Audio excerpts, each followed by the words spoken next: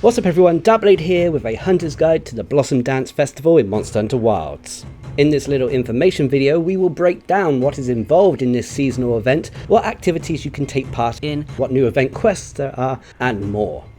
The Blossomdance festival is a limited time seasonal event, so it's taking place from the 23rd of April through to the 7th of May, with times varying slightly depending where you live in the world. It's available for all systems that Monster Hunter Wilds is on, so let's get into this. Now first of all, you'll notice that the Grand Hub is decorated in spring and cherry blossom themes, making the hub seem more vibrant. The NPCs as well are all wearing spring themed outfits, and there is even a temporary spring outfit for Alma that you can give to her by talking to her. You can adjust this if you want to in your tent and go into the layered armor section if you're not a fan of it, and remember that this outfit will go away unless you purchase it via DLC at the end of the Blossomdance festival. Another aspect of the Blossomdance festival is the Blossomdance tickets. These can be obtained through login bonuses, completing bounties, and sometimes randomly at the end of quests. These Blossomdance tickets can be used to either craft special armor, which we'll talk about in a moment, or they can be used in the canteen to purchase a special Blossomdance meal. Now, as I mentioned, the Blossomdance tickets can be used to craft armor. In this case, it can be used to craft the Sakura Tide Alpha set, which is a beautiful Japanese-inspired set, which comes with skills such as Foray, Quick Sheath, and Item Prolonger. I don't think it's going to be breaking any metas, but it is still a nice set of armor that I would definitely be using when it comes to layered armor. You can also use the tickets to craft the paper mache Palico armor, which turns your Palico into a little bobblehead kind of cat.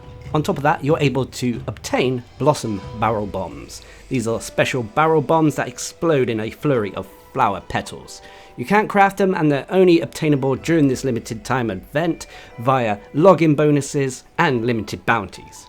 Speaking of, when it comes to your login bonuses, you will get double lucky vouchers during the seasonal event so you can get more rewards, and your login vouchers normally always contain Blossom Barrel Bombs and Blossomdance tickets. Also during the seasonal event, you will have daily limited bounties instead of weekly limited bounties. This means that the limited bounties we get daily will be slightly easier than the weekly limited bounties. Nonetheless, if you're interested, I'll bring you the daily limited bounties as I did with the Monster Hunter World seasonal event limited bounties. So leave a comment down below. Nonetheless, doing the limited bounties is a great way to get more Blossomdance tickets as well as the Blossom Barrel Bombs. I will say that the arena limited bounties have also reset, but they appear to be on a fortnightly timer and separate to the Blossomdance festival itself. A little bit more information in regards to the hub itself. Firstly, there are sales going on at the provision stockpile all the time, so you're able to stock up on provisions if you so need them. The barrel bowling also now uses the Blossom Barrel Bombs instead of the normal barrel bombs when playing it. And finally, the Diva has been updated. Her stage looks gorgeous, and she has a new song for hunters to enjoy. So take the time to sit down and listen to it while you can. But the other highlight of the Blossomdance festival are the event quests. Now, normally when it comes to Monster Hunter Wilds, its event quests rotate out each and every week, so we never normally have the same. But during the Blossomdance Fest, we have access to all previous event quests as well as some new ones. So let's get into this. First of all is Gravios Blockade, a 6-star high rank quest that requires hunters to take on a tempered Gravios in the Wounded Hollow. Now, there's nothing too special about the monster itself, but for taking this quest on and completing it, we're rewarded with quite a few ingredients for our meals, such as Kunafa cheese, drool shroom, mud shrimp, fluffy eggs, and scilled garlic. We can also potentially get a pick a meal voucher from this quest, so it's definitely worth farming this a little bit to stock up on those vouchers to benefit everyone in the Grand Hub.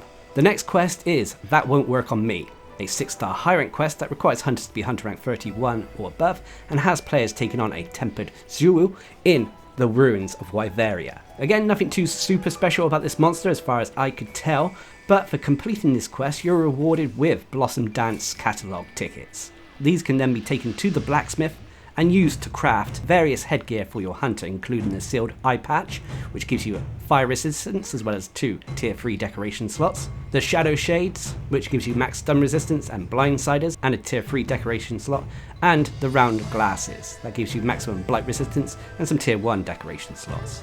Some of these glasses can even be used for armor. The next event quest is Daughters of Karabos, a 4-star high rank quest that requires hunters to be hunter rank 16 or above, and has players taking on 2 Lala Barina in the Wounded Hollow. Again, there wasn't anything super special about these monsters. I thought one of them was a small gold crown, but it was silver when I checked. But for taking these monsters on, you'll be rewarded with Blossom tickets. Blossom tickets are again another material that can be taken to the blacksmith to forge the Blossom armor set. This is a classic armor set found in other Monster Hunter games. It's nothing too special in terms of skills or decoration slots, but it's going to be useful when it comes to fashion hunting. The next event quest is Chemicus Nocturnus, a 2-star low rank quest that requires hunters to be hunter rank 3 or above and has players taking on a Rompopolo in the basin. And for completing this quest, you're rewarded with quite a few firestones as well as other ore, which gives you a head start in crafting weapons when you're first starting the game. So this is a beginner event quest. The next event is Careening Out of Control, a 1-star low rank quest that requires hunters to be hunter rank 2 or above and has players taking on a Balahara in the Windward Plains. Again, nothing super special about this hunt as it is a newcomer hunt and rewards players with armor spheres and armor sphere pluses, which unfortunately are the lower rank armor spheres, so if you're looking for higher rank armor spheres you'll want to be doing the event quest Tongue-Tied. But that's about it for all the new event quests. There are of course returning old quests, which we can briefly go through now, which include King of a Faraway Sky, a 6-star high rank quest that has players taking on a Tempered Guardian Rathalos. After completing this quest, you're rewarded with quite a few rusted weapon parts that can be used to make some of the lower tier Artian weapons. You then have Ballet in the Rain, a 5-star high rank quest that requires players to take on a Tempered Lala Barina, and for completing this quest, you're rewarded with quite a few weapon decorations, so basically decorations that turn into jewels that you can slot into your weapons. Unfortunately, again, it isn't the highest tier of decorations, but it's still a good way to get a good boost on your decoration collection. You then have Tongue-Tied, a 5-star high rank quest that requires players to take on a Tempered Chatacabra, and for completing this quest you're rewarded with quite a few hard armor spheres and advanced armor spheres. This is the armor sphere farming event quest. You then have Anguish and Atrocity, a 5-star high rank quest that has players taking on a Guardian Deshagama in the ruins of Wyveria. And for completing this quest, you're rewarded with bonus Hunter rank. So this is a hunt to consider if you want to level up your Hunter rank quite quickly. You then have Sand-Scarred Soul, a 5-star high rank quest that has players taking on a Deshagama in the Windward Plains. And for completing this quest, you're rewarded with quite a few armor decorations. So decorations that turn into jewels that go in your armor. Again, not the highest tier of decorations, but still worth farming to build up that collection if you're just starting up. You then have Like a Fire Hidden by Sand, a 4-star high rank quest that requires players to take on a Rathian in the Windward Plains.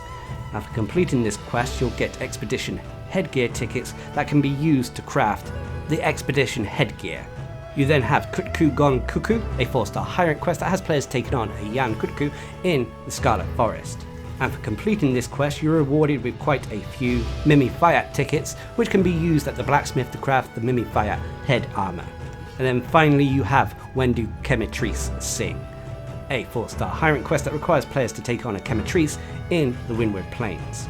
After completing this quest, you're rewarded with Amstygian tickets that can be used to craft the Amstygian armor piece for your hunter. So those are all the event quests we have during this seasonal event. There are no new arena event quests or anything like that. This is pretty much it, at least until this time next week, when Capcom will be introducing the event quest that lets us take on Arch-Tempered Rei Dao. Some of you may have been wondering where that event quest is, and yes, unfortunately it's not come alongside the launch of the Blossomdance festival, so we'll have to wait until next week.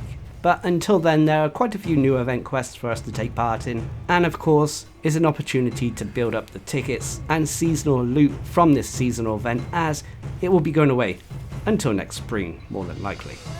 Unlike Monster Hunter World and Iceborne, where the seasonal events started to go into rotation monthly, we're still in the midst of Monster Hunter Wilds, and so the seasonal events will be tied to the seasons they represent, which incentivizes players to log in to take part in the event when they have the chance. Lastly, there is also paid DLC in the form of microtransactions centered around the Blossomdance Festival, so they're all spring themed. These are purely optional, they're only cosmetic basically. You get more charms, armor for your Sacred, which does look good. You get to keep the Blossomdance armor outfit, there's stickers and more, so check it out if you're interested.